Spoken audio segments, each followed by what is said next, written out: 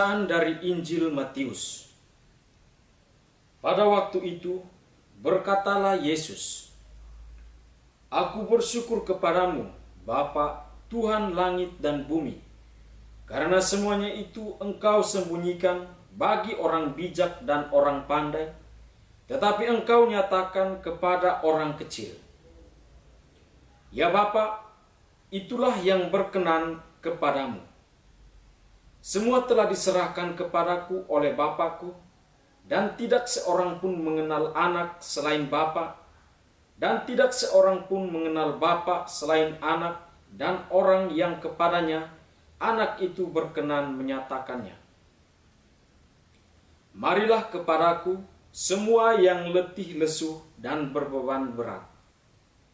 Aku akan memberi kelegaan kepadamu. Pikulah kuk yang kupasang dan belajarlah padaku, karena aku lemah lembut dan rendah hati, dan jiwamu akan mendapat ketenangan. Sebab kuk yang kupasang itu enak, dan bebanku pun ringan." Demikianlah sabda Tuhan. Pace ebene. Bapak, Ibu, saudara-saudari sekalian, salam sejahtera untuk kita semua. Pada hari ini, tanggal 4 Oktober, kita memperingati seorang santo yang luar biasa pengaruhnya dalam gereja Katolik, yakni Santo Fransiskus dari Assisi. Santo Fransiskus dari Assisi mengikuti Yesus dengan sempurna. Fransiskus telah menghidupi Injil dalam pertobatan dan karyanya.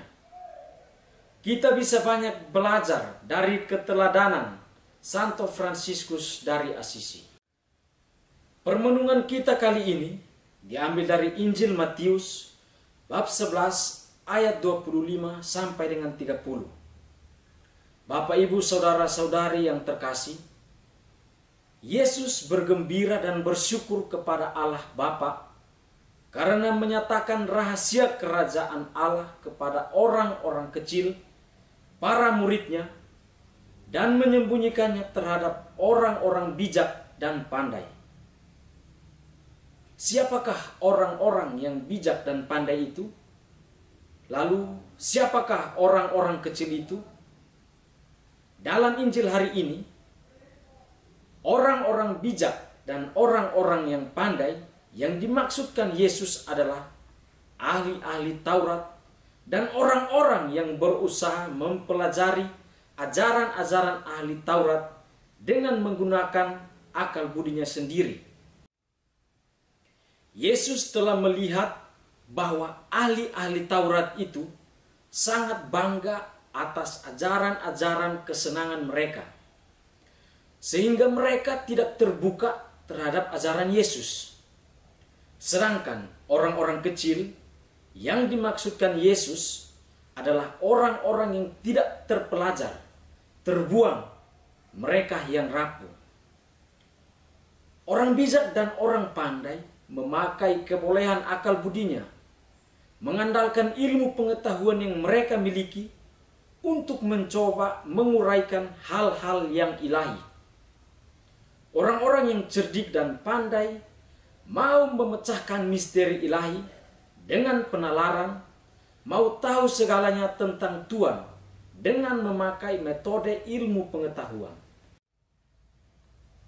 Mungkin saja mereka tahu tentang Tuhan, tetapi mereka tidak mengenal Tuhan secara pribadi, tidak bersentuhan dengan Tuhan. Hal-hal ilahi tetap tersembunyi bagi mereka. Mereka hanya mengandalkan akal budinya saja dan mengabaikan apa kata hatinya. Sedangkan tempat kebijakan Tuhan bukan di kepala, tetapi di hati. Hanya orang-orang yang bersahaja diberi anugerah untuk mengenal Allah.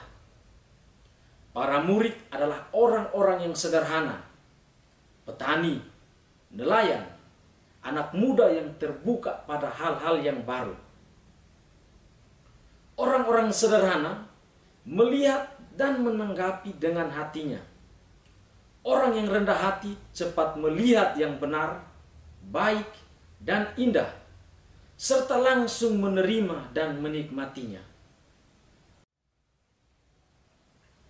Seorang anak kecil yang berumur 4 atau 5 tahun melihat segalanya dengan terbuka dan polos, menerima dengan gembira apa saja yang ditawarkan lingkungannya. Begitu juga dengan orang-orang kecil dan sederhana, menerima segalanya dengan hatinya, bukan dengan akal kepalanya. Maka kebijakan dan kebaikan Tuhan terbuka bagi mereka. Bapak, Ibu, saudara-saudari sekalian, Santo Fransiskus dari Assisi dengan sebulat hati memilih untuk mengenakan kuk Yesus dan mengikuti jalan Yesus.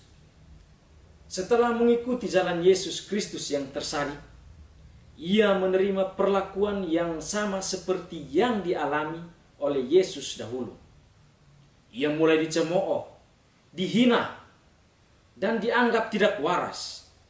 Bahkan orang tuanya sendiri, yaitu ayahnya, menolaknya sebagai putra karena jalan yang dipilihnya itu. Meskipun hal tersebut membuatnya menderita, Fransiskus tetap setia dan tidak merasa perlakuan itu sebagai beban hidup. Fransiskus dapat mensyukuri segala keadaan itu karena dia melihat semua penderitaan tersebut sebagai partisipasinya dalam salib Kristus. Dalam penderitaan itulah Fransiskus merasakan betapa melimpah cinta kasih yang ia terima dan ia bagikan kepada sesama. Santo Fransiskus sendiri pernah berkata, inilah kegembiraan sejati, yaitu berbagi penderitaan dengan dunia sebagaimana yang dilakukan Kristus. Semua itu melahirkan kasih yang melimpah seperti yang dilakukan oleh Kristus sendiri. Dan Fransiskus telah melakukan itu, mengenakan kuk yang dipasang Yesus dan mengikuti Yesus. Bapak, Ibu, saudara-saudari sekalian, melalui bacaan Injil hari ini, Yesus juga kemudian mengajak semua saja yang tertindas oleh kuk dosa, penderitaan, kesulitan ekonomis, serta pekerjaan fisik yang melelahkan untuk mengenakan kuknya. Yesus meminta kita memikul kuknya dan belajar daripadanya.